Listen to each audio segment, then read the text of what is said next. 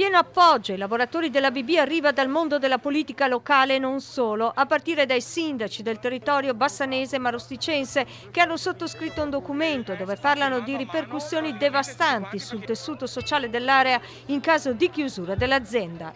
Il documento chiede naturalmente ad ABB di riconsiderare la scelta, al governo e alla Regione Veneto di lavorare e farsi parte attiva e di coinvolgere i sindaci anche nelle azioni che vorranno intraprendere per salvare e tutelare il lavoro e naturalmente, come avevo detto, agli onorevoli deputati e senatori vicentini di portare avanti le istanze con una nuova riforma del lavoro. Presente al sit-in di protesta anche Giorgio Santini, in rappresentanza della provincia. Negli anni 70 varcava questi portoni da dipendente.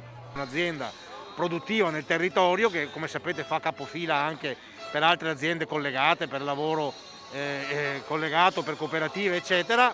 È una battaglia molto importante che faremo anche come istituzioni oltre che come forze sociali.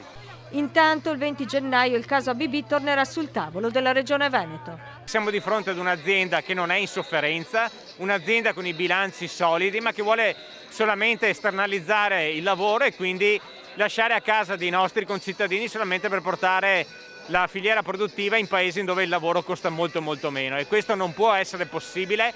Chiediamo a gran voce ovviamente di modificare le normative a livello nazionale e noi faremo tutto il possibile per salvaguardare questi posti di lavoro qui a Marostica.